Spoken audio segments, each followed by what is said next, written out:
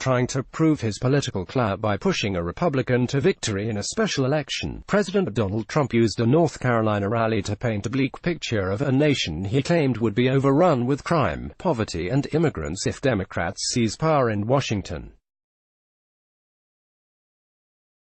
Trump, appearing Monday at his first campaign rally in nearly a month, went on the offensive in an effort to change a series of late-summer negative headlines over his slipping poll numbers, warning signs of an economic slowdown and a running battle over hurricane forecasts. He urged the Fayetteville crowd to vote for Republican Dan Bishop on Tuesday, brandishing his usual incendiary rhetoric to declare from the stage that tomorrow is a chance to send a clear message to the America-hating left. Should Bishop defeat Democrat Dan McCready, it could give Trump room to assert that he pulled Bishop over the top.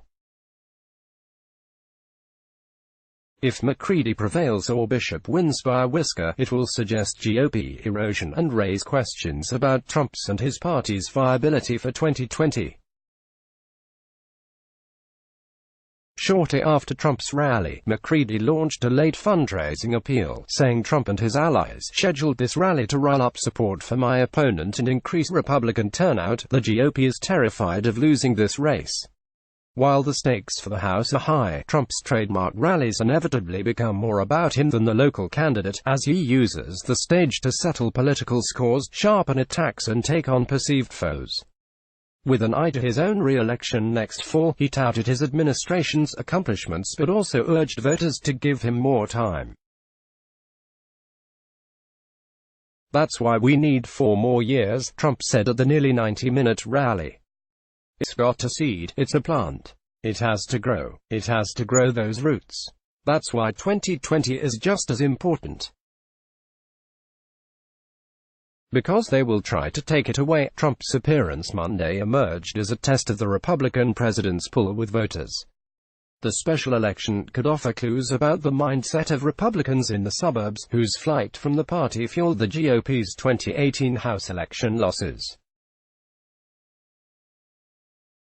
The president enjoys wide popularity within his own party, but a GOP defeat in a red-leaning state could portend trouble for his re-election campaign.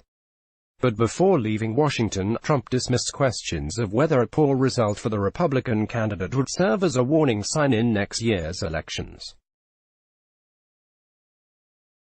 "No, I don't see it as a bellwether," Trump said. After a light rally schedule of late, the president had plenty of new material to work with. Chief among them was the White House's worries about the impact an economic downturn could have on a president who has made a strong economy his central argument for a second term. Trump advisors worry that moderate Republican and independent voters who have been willing to give him a pass on some of his incendiary policies and rhetoric would blame him, and, in particular, his trade war with China, for slowing down the economy. Trump offered up a robust defense of the trade war with Beijing. He pushed for Congress to approve his new U.S.-Mexico-Canada trade deal. And he exaggerated the number of miles constructed on his promised border wall. Monday's rally was held just over 100 miles (160 kilometers) from the site of a Trump rally in July where center-back chants aimed at a Somali-born American congresswoman rattled the Republican Party and seemed to presage an ugly re-election campaign. The chant was not heard Monday. Instead, Trump repeatedly painted the Democrats as a party that has moved to the extreme left on issues like immigration, abortion, and health care. "You don't have any choice. You have to vote for me," Trump told the crowd. "What are you going to do? Put one of these crazy people running? They are so far left, your way of life is under assault by these people," he claimed. Trump also expressed his support for the Second Amendment against the backdrop of a recent spate of deadly mass shootings across the country. It comes as congressional Democrats push for expanded background checks for gun purchases and as Trump has flip-flopped on the issue amid pressure from the National Rifle Association. In the hours before the rally, Trump flew to coastal North Carolina to inspect the damage left by Hurricane Dorian, but bad weather forced officials to scrap those plans. Instead, he received a briefing on Air Force One, where Democratic Gov. Roy Cooper told him 3 deaths are connected to the storm and some 3,500 people are without power. Many of the president's comments about the storm have been defending his erroneous claim that Alabama was likely to face significant impact from it. Trump did not mention the matter at Monday's rally. The House district flows eastward from the prosperous Charlotte suburbs into rural areas hugging the South Carolina border.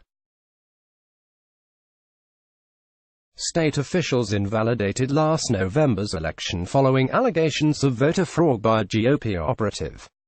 The district has been held by the GOP since 1963. In 2016, Trump won the district by 11 percentage points. This will tell us if Trump can carry candidates through suburban districts or not, said Sarah Chamberlain, president of the Republican Main Street Partnership, which represents moderate Republicans. If not, she said, the GOP must work harder to address the concerns of suburban individuals, mainly women. Marshville residents Philip and Diane Ezel, both 70, were near the front of the line Monday waiting to enter the Trump rally. Both attributed the support for Bishop to his backing by Trump. "We like his values, and he supports Trump," Diane Ezel said. "And we don't want no socialist clowns." That was a reference to a TV spot by Bishop superimposing the faces of McCready and other prominent Democrats on swaying clown figures. Cynthia Brown, of Fayetteville, 50, is also attending the rally. Brown, who is black, said supporting Trump has been a pretty lonely experience for her. She added, "But that's okay. I'm not a follower." More must-read stories from Fortune. Will gaffes hurt Biden's chances of a 2020 win?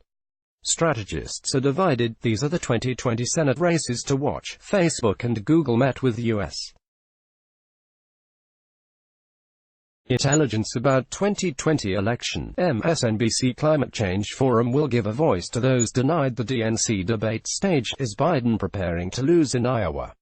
His campaign says the caucus isn't a must-win. Get up to speed on your morning commute with Fortune CEO Daily Newsletter.